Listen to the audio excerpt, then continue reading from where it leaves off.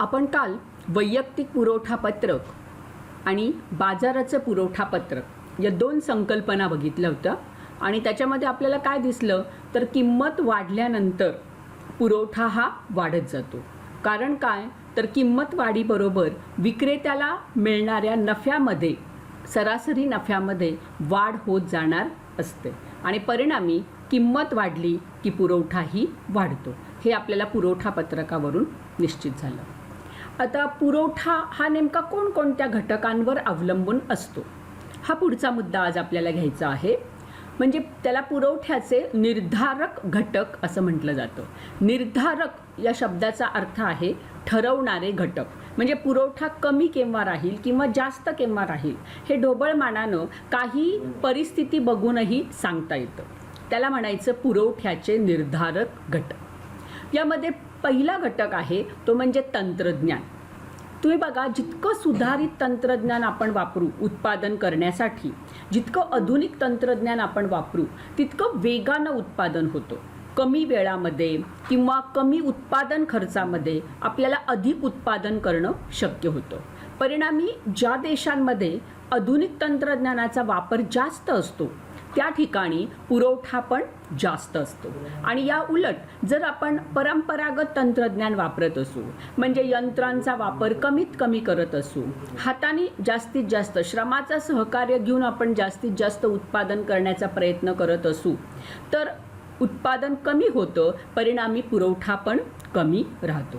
तुम्ही बघा, पैठणी साड्या याची जी कारागिरी केली जाते ती हाताने केली जाते. त्यामुळे आपण ऐकतो की एक साडी तयार करण्यासाठी 6 महिन्याचा कालखंड पण लागतो. आणि तेच समजा की सिल्कच्या साड्या या आपण यंत्रावर तंत्रज्ञानाचा आधार घेऊन तयार करतो आणि त्यामुळे त्या 6 महिन्यामध्ये आपल्याला अशा हजारो साड्या तयार करणं, सिल्कच्या साड्या तयार करणं शक्य होतं.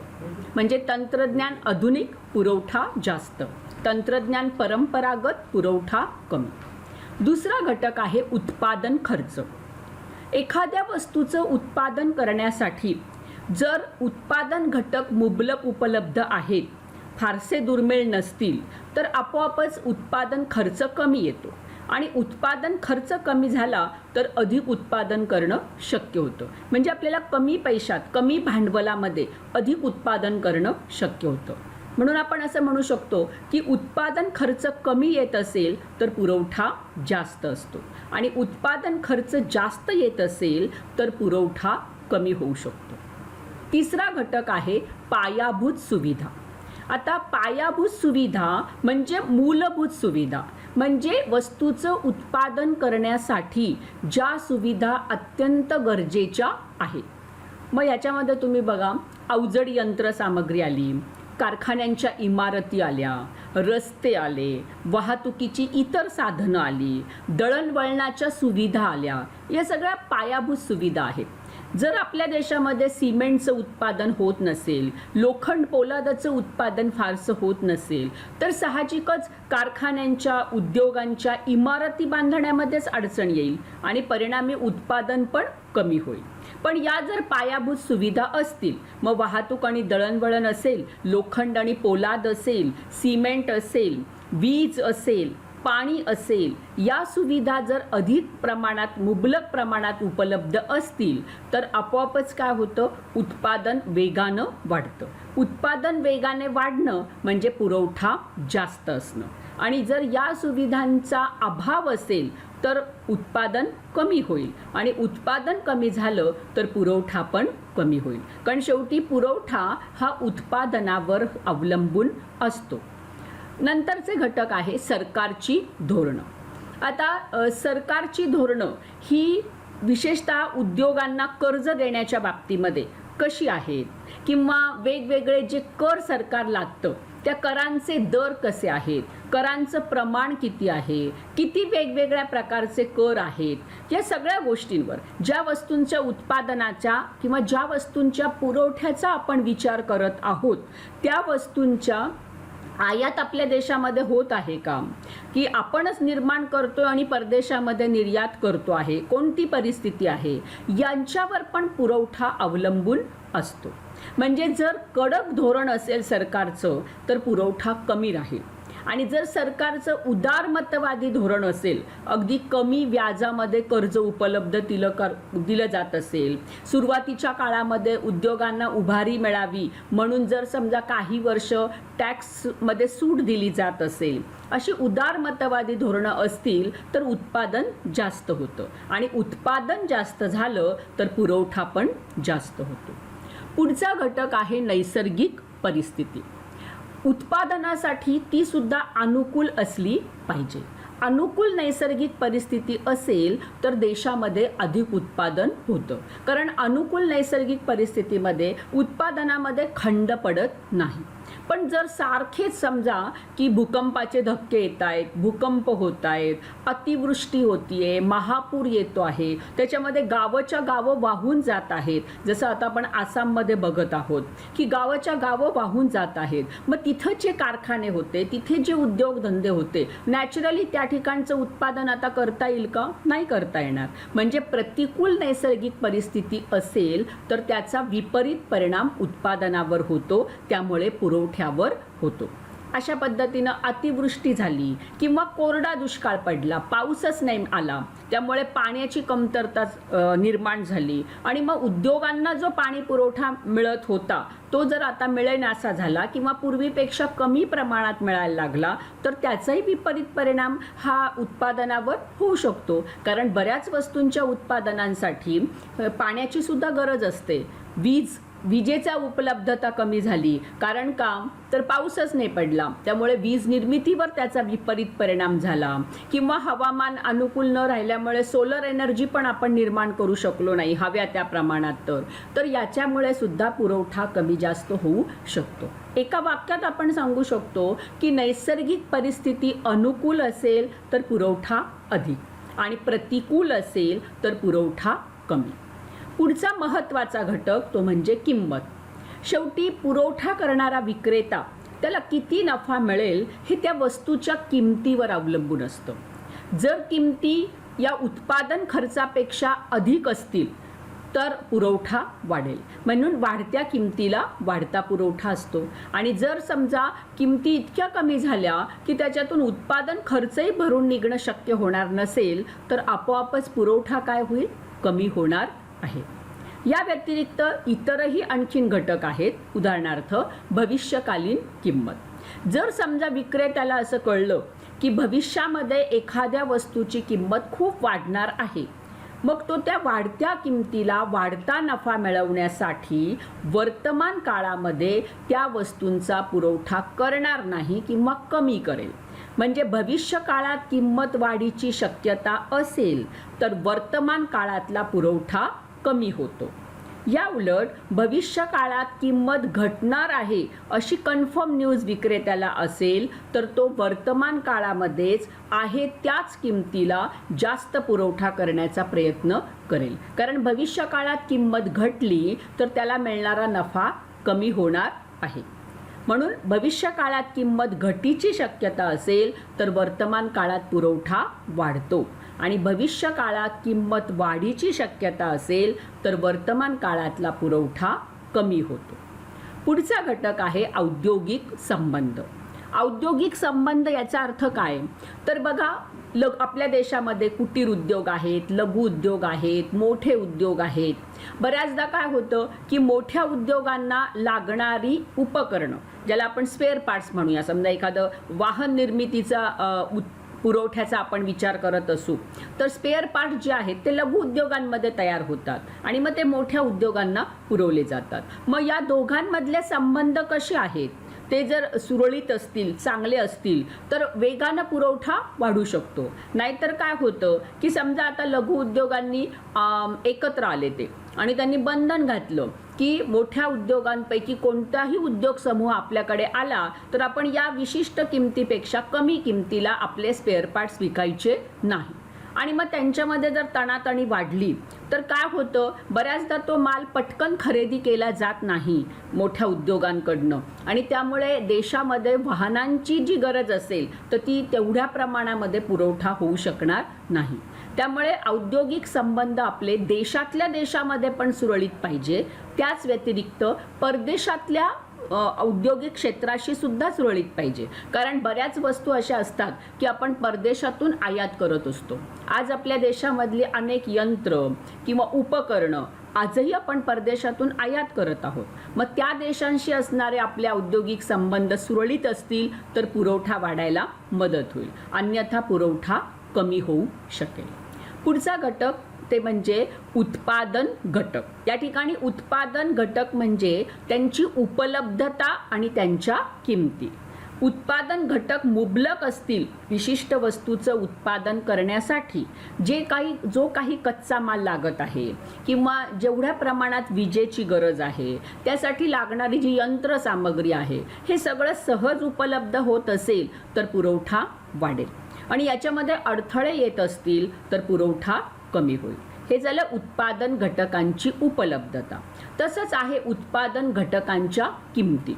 त्या जर वाजवीपेक्षा जास्त असल्या तर उत्पादन खर्च वाढतो आणि त्याचा परिणाम पुरवठा कमी होण्यावर येतो.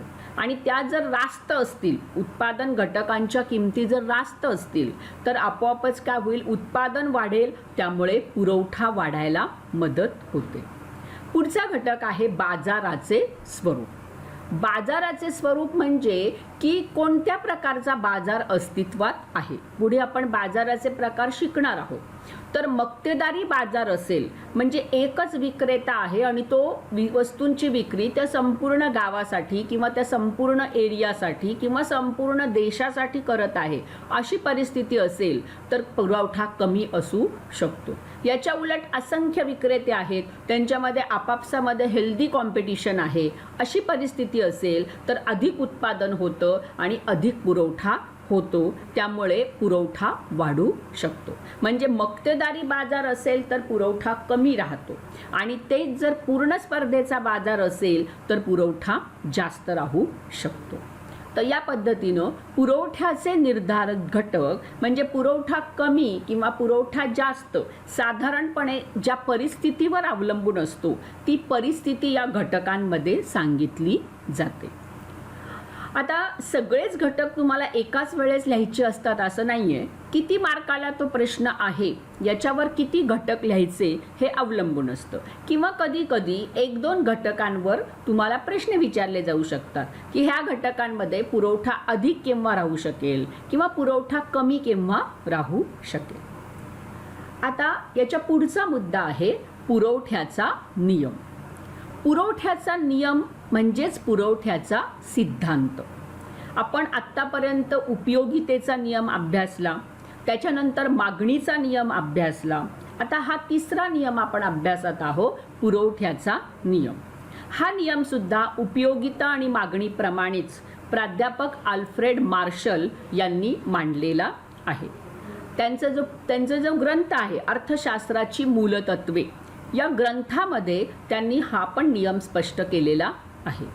काय सिद्धांत आहे, काय नियम आहे, तर इतर परिस्थिती स्थिर असताना वस्तूंच्या अधिक किमतीला आपण जादा नगसंख्येचा पुरवठा विक्रेता करतो आणि कमी किमतीला कमी नगसंख्येचा पुरवठा करतो. बघा, इतर परिस्थिती कायम असताना हा शब्द खूप महत्त्वाचा आहे. तो का महत्त्वाचा आहे हे आपण उपयोगिता सिद्धांतामध्ये तुम्हाला सांगितलं होतं की अर्थशास्त्र हे सामाजिक शास्त्र आहे, त्यामुळे ते विशिष्ट स्थल काल परिस्थितीनुसार बदलणारं शास्त्र असतं आणि म्हणून कोणत्या परिस्थितीमध्ये आपल्याला किंमत आणि पुरवठा यांच्यामध्ये समसंबंध जाणवेल हे या सिद्धांतात त्यांनी सांगितलेलं आहे. मग ती परिस्थिती जी आहे त्याला गृहीतके असं म्हणतो आपण शास्त्रीय भाषेमध्ये. तर ती गृहीतके अस्तित्वात असताना याला शब्द वापरला जातो इतर परिस्थिती स्थिर असताना. मग जर वस्तूंची किंमत वाढली तर पुरवठा वाढतो आणि जर वस्तूंची किंमत कमी झाली तर पुरवठा कमी होतो. हा झाला पुरवठ्याचा नियम. आता ही इतर परिस्थिती म्हणजे गृहीतक परिस्थिती कोणती आहे तर त्याला शॉर्टमध्ये आपण गृहीतके असंही म्हणतो. बघा, पुरवठ्याच्या नियमामध्ये आपण किंमत आणि पुरवठा यांच्यातला संबंध स्पष्ट करतो. पुरवठ्याला इंग्रजीमध्ये सप्लाय हा शब्द वापरला जातो आणि किमतीला आपण प्राईस हा शब्द वापरतो. साहजिकच PRICE प्राईस हा जो शब्द आपण वापरतो त्यातला P हा शब्द आणि पुरवठ्यासाठीचा S हा शब्द, याच्यावरून त्यांनी एक सूत्र तयार केलेलं आहे की X म्हणजे कुठलाही वस्तू, मग SX म्हणजे एखाद्या वस्तूचा पुरवठा कशावर अवलंबून आहे, तर किमतीवर अवलंबून आहे. म्हणून SX is the function of PX. म्हणजे काय झालं, फंक्शन म्हणजे अवलंबून असणं, फलन, त्याला आपण मराठीमध्ये फलन हा शब्द वापरू शकतो. तर पुरवठा हा कशाचं फलन आहे, तर पुरवठा हा किमतीचं फलन आहे, म्हणजे तो किमतीवर अवलंबून आहे. मग ते सूत्रात लिहायचं असेल तर SX is equal to function of PX असं लिहिलं जातं. आता ही जी इतर परिस्थिती म्हणजे कोणती परिस्थिती, ते आपण गृहीतकांमध्ये दिलेलं आहे. मग त्यातला पहिलं गृहीतक आहे की स्थिर उत्पादन खर्च. म्हणजे जेव्हा आपण असं म्हणतो की किंमत वाढली की पुरवठा वाढतो, हे केव्हा सत्य ठरेल, किंवा किंमत घटली तर पुरवठा कमी होणार, हे केव्हा सत्य ठरेल, तर त्या विशिष्ट वस्तूचं उत्पादन करण्यासाठी लागणारा उत्पादन खर्च हा स्थिर राहील. तेव्हा आपण म्हणू शकतो की किंमत आणि पुरवठा यांच्यामध्ये समसंबंध दिसेल. आपण एक एक्झाम्पल घेऊया की समजा एका वस्तूच्या निर्मितीसाठी लागणारा उत्पादन खर्च 10 रुपये आहे.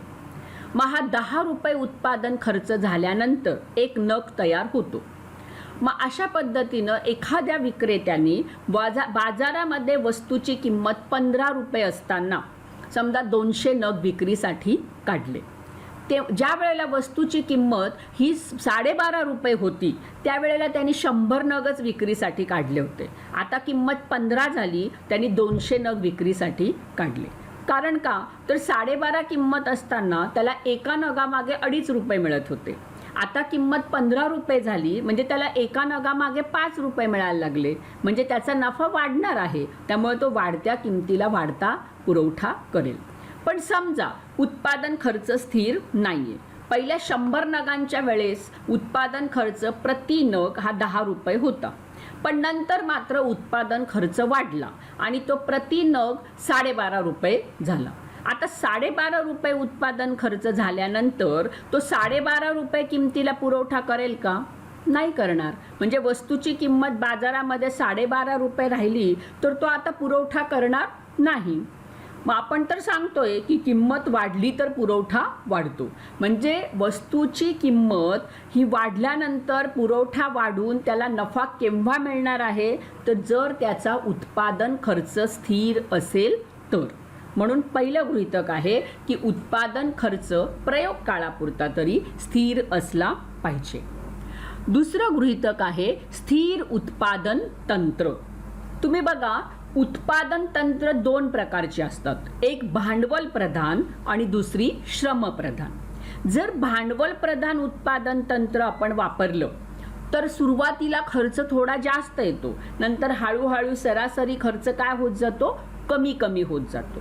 याच्या उलट जर आपण श्रमप्रधान तंत्र वापरलं तर एकूण खर्च जो असतो उत्पादनाचा तो अधिक येण्याची शक्यता असते. मग आपण वस्तूचं उत्पादन करत असताना आधी समजा सगळे श्रमिक लावून काम करायचं ठरवलं आणि कमीत कमी उपकरणं वापरली, आणि त्याच्यानंतर आपण उलट केलं की श्रमिकांना काढून टाकलं आणि त्याच्याऐवजी आपण यंत्रांचा वापर केला, तर काय होणार आहे की उत्पादन तंत्र बदललं. आधी श्रमप्रधान होतं, मग भांडवल प्रधान झालं. अशी परिस्थिती निर्माण झाली ना तर काय होईल की समजा तो 10 रुपये किमतीला 100 नगांचा पुरवठा करत होता, तेव्हा श्रमप्रधान तंत्र होतं. नंतर त्यांनी भांडवल प्रधान तंत्र वापरलं. आता त्याला एका नगाचा उत्पादन खर्च 10 रुपयाच्या ऐवजी 7 रुपयेच यायला लागला. तर आता तो 10 रुपयाला 100च नगांचा पुरवठा करणार नाही, तो आता काय करेल, त्याच्यापेक्षा जास्त, कदाचित 200, कदाचित 250 नगांचा पुरवठा करेल. मग बघा, किंमत बदलली नाही, 10 रुपयेच राहिली, पण त्याचा पुरवठा बदलला. तो 100 ऐवजी 250 झाला, 200 झाला. हे का झालं? कारण त्यांनी उत्पादन तंत्रात बदल केला उत्पादन करत असताना, आणि उत्पादन तंत्रात बदल केल्यामुळे त्याचा उत्पादन खर्च बदलला आणि परिणामी पुरवठा पण बदलला. मग आपल्याला वाढत्या किमतीला वाढता पुरवठा किंवा घटत्या किमतीला घटता पुरवठा केव्हा दिसेल, तर जेव्हा उत्पादन तंत्र हे स्थिर असेल तेव्हा. तिसरा घटक आहे स्थिर सरकारी धोरण. आता तुम्ही बघा, सरकारी धोरणांचा प्रभाव सुद्धा किमतीवर होतो. सरकारी धोरणांचा प्रभाव बाजारातल्या स्पर्धेवर होतो. आता समजा एखाद्या वस्तूवर सरकारने 50 पैसे कर आकारले होते आणि ते कराची किंमत धरून ती संबंधित वस्तू 5 रुपयाला मिळत होती आणि 5 रुपये किंमत असताना विक्रेता त्याचे 50 नग विकत होता. त्यातले समजा त्याचा उत्पादन खर्च होता 3 रुपये, 50 पैसे सरकारचा टॅक्स झाला आणि राहिलेले 1.5 रुपये त्याचं प्रॉफिट होतं, असं आपण गृहीत धरूया. मग आता जर समजा सरकारने त्याच्यावरचे टॅक्स वाढवले, आता तो 50 पैशाऐवजी 1 रुपया सरकारने टॅक्स केला. आता 1 रुपया टॅक्स केला तर त्या विक्रेत्याला आता प्रति नग 1.5 रुपये मिळणार आहे का? नाही मिळणार. त्याला आता 1 रुपया मिळणार आहे. मग अशा वेळेला त्याचं प्रॉफिट घटलंय. मग तो काय करणार आहे, त्याच किमतीला पुरवठा कमी करण्याचा प्रयत्न करेल, कारण का त्याचा आता प्रॉफिट घटणार आहे. पण सिद्धांत काय सांगतो आहे की आहे त्याच किमतीला पुरवठा घटत नाही. तर पुरवठा केव्हा घटतो? वस्तूची किंमत कमी झाल्यानंतर. मग हे सत्य कधी होईल, तर जर सरकारचं धोरण प्रयोग काळामध्ये त्या विशिष्ट वस्तूंच्या पुरवठ्याच्या बाबतीमध्ये, त्या विशिष्ट वस्तूंच्या धोरणामध्ये स्थिर असेल तेव्हा. पुढचं गृहीतक आहे वाहतूक खर्च स्थिर असावा. बघा, वाहतूक खर्च हा सुद्धा एकूण उत्पादन खर्चाचा एक भाग आहे. जर वाहतूक खर्च वाढला तर उत्पादन खर्च वाढेल. जर वाहतूक खर्च कमी झाला तर उत्पादन खर्च कमी होईल.